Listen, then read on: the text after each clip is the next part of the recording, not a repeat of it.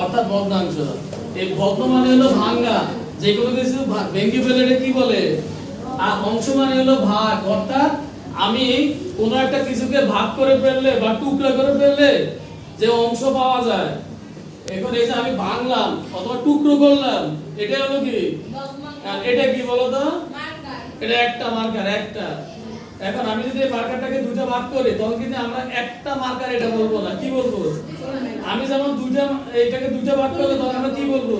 যে এটা হলো এর একটা অর্ধেক, যে সমানভাবে ভাগ করি, অথবা এর একটা অংশ, কি বলবো আমরা? এটা। আবার দেখো এটা কি? এটা রাস্তা। এটা হলো একটা, মানে পূর্ণ। যখন আমি আবার এটাকে তিন ভাগ করব, কয়বার? তখন কিন্তু তোমরা বলবা যে এটা 3 ভাগের 1 ভাগ, 3 ভাগের 1 ভাগ। তাহলে ভগ্নাংশ মানে হলো আমরা ভাগ করা কোনো কিছু, এই একটা শিখবো আমরা আমাদের গণিত বইতে। মানে আমরা পঞ্চম শ্রেণীতে ভগ্নাংশের 3টা বিষয় আমরা জানবো, কারণ ভগ্নাংশের মধ্যে এখানে 3টা ভগ্নাংশ সম্পর্কে আলোচনা করা হয়েছে। একটা হচ্ছে, এটা তোমরা অনেকেই জানো, আমাদের একটা হচ্ছে কি লিখছি আমি? এটা প্রকৃত ভগ্নাংশ, এটা একটা। 2 নাম্বার হচ্ছে অপ্রকৃত ভগ্নাংশ। 3 নম্বরে হচ্ছে মিশ্র ভগ্নাংশ। দেখো এখন আমাদের বইতে আমরা এই অধ্যায়ে ভগ্নাংশের এই 3টা সম্পর্কে আমাদের পরিচিত হওয়া লাগবে, এই 3টা সম্পর্কে আমাদের জানতে হবে। এর মধ্যে তোমরা যেটা জানবা বেসিক বিষয়, প্রকৃত ভগ্নাংশ কাকে বলে, যেটা আমাদের মার্জিয়া স্নেহা লিখছে। অপ্রকৃত ভগ্নাংশ কাকে বলে, মিশ্র ভগ্নাংশ কাকে বলে। আর আমরা যেটা হলো আমাদের কনসেপ্ট, এটা কি দেখো? প্রকৃত ভগ্নাংশ আমরা কি লিখলাম? আমি যেমন এখানে একটা লিখলাম 4 ভাগের 3, আমি এটা কি লিখলাম? 4 ভাগের 3। আবার আমি এটার মধ্যে লিখলাম 3 ভাগের 4। এখন বলো তো এই চারটার মধ্যে তোমরা কোনো পার্থক্য দেখতে পাচ্ছ? জি। দেখো না? জি। কি পার্থক্য দেখো? এটা হলো আমাদের এই ভগ্নাংশের মধ্যে এটার আমার নাম আছে, উপরে যেটা থাকবে এটা কি বলবো? লব। আর নিচে যা থাকবে এটা কি বলবো? হর। এখন আমরা এখানে একটা বৈশিষ্ট্য খুঁজে পাই। বৈশিষ্ট্য হচ্ছে এখানে আমাদের লবের চেয়ে হর বড়, লবের চেয়ে হর বড়। আবার আমরা এভাবে বলতে পারি হরের চেয়ে লব ছোট, হরের চেয়ে লব ছোট, একই কথা। মানে তুমি যদি বলো যে লবের চেয়ে হর বড় তাও রাইট, যদি বলো হরের চেয়ে লব ছোট তাও রাইট। আবার এখানে আবার দেখো, এখানে কোনটা বড়, হর বড় না লব? হর। এখানে আবার লব বড় হর ছোট, বিপরীত। কি বলছি আমি? এখানে লব বড় হর ছোট। তাহলে আমরা কি বুঝলাম? যে ভগ্নাংশে হরের চেয়ে লব ছোট হয়, হরের চেয়ে লব ছোট হয়, তাকে আমরা কি বলবো? যে ভগ্নাংশে হরের চেয়ে লব বড় হয় তাকে কি বলবো? অপ্রকৃত ভগ্নাংশ। আবার এখানে আমরা মিশ্র ভগ্নাংশ, এটাকে আমরা লিখতে পারি, আমি লিখলাম এক সমস্ত, এটা আমি বললাম এখানে একটা পূর্ণ সংখ্যা থাকবে, এটা 1 হতে পারে, 2 হতে পারে, 10 হতে পারে, 1000 হতে পারে, 50 হতে পারে, যত, মানে একটা পূর্ণ সংখ্যা থাকবে। এরপরে আমাদের এখানে আরেকটা ভগ্নাংশ থাকবে, ওই ভগ্নাংশটা হবে প্রকৃত ভগ্নাংশ। মানে এই যে মানে হর বড় লব ছোট, এরকম আরেকটা ভগ্নাংশ পূর্ণ সংখ্যার সাথে যদি থাকে আমরা তাকে বলবো কি? মিশ্র ভগ্নাংশ। পড়ার সময় কি বলবো আমরা? এক সমস্ত, কি বলবো?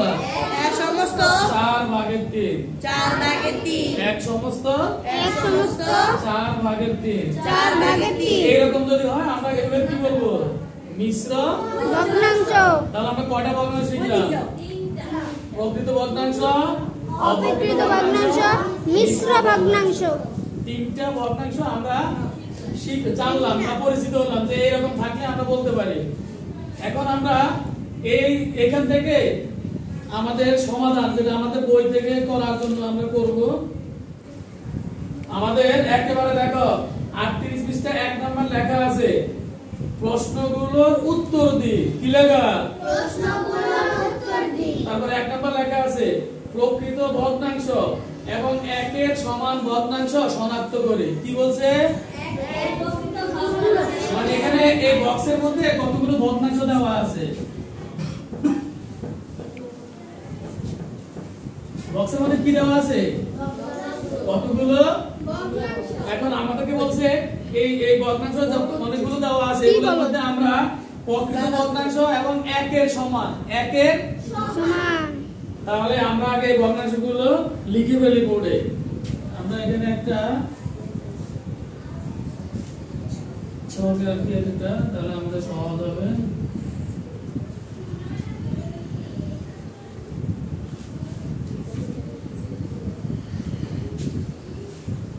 এখানে কয়টা আছে 1 2 3 4 5 6 7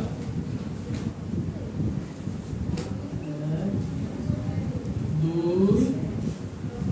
3 4 5 6 7 তো আমাদের বলছে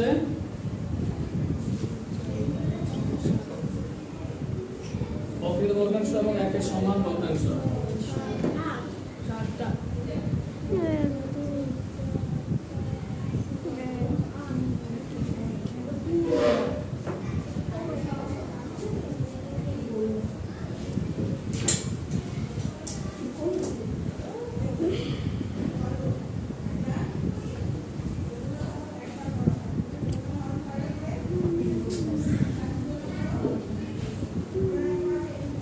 দেখো আমাদের প্রথমটা দেওয়া আছে 3 ভাগের 1 ভাগ একটা 2 পরেরটা দেওয়া আছে 4 ভাগের 4 পরেরটা দেওয়া আছে 8 ভাগের 5 এর পরেরটা দেওয়া আছে 12 ভাগের 13 পরেরটা দেওয়া আছে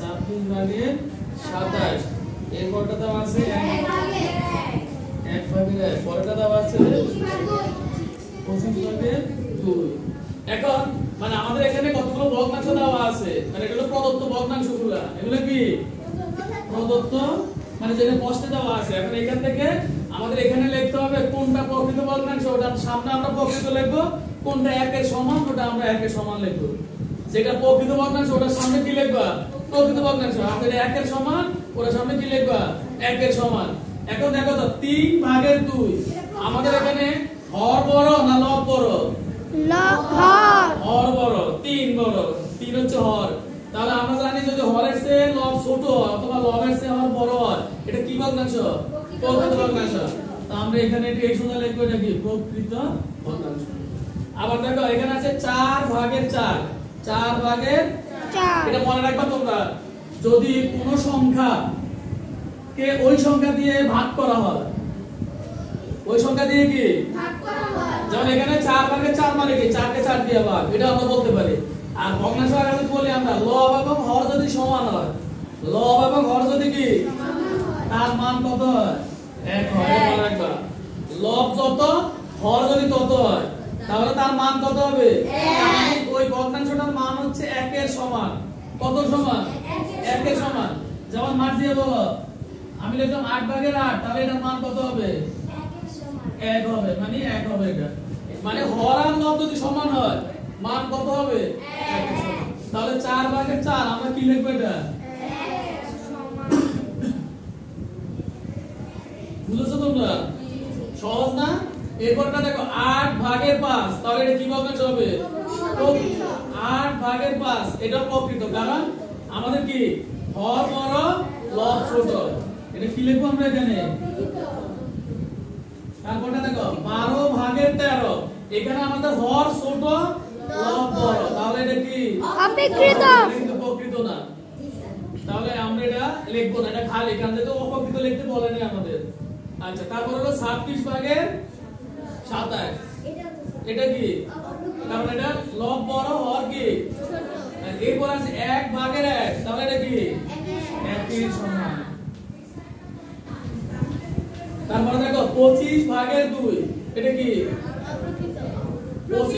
প্রকৃত কারণ হলো এখানে আমাদের কি লব ছোট আর হর কি বড় তাহলে কি লিখবে তোমরা ঠিক আছে না সহজ না কঠিন সহজ একবারে সহজ এইভাবে তোমরা ভগ্নাংশ দেখে বলে ফেলবা এটা কি ভগ্নাংশ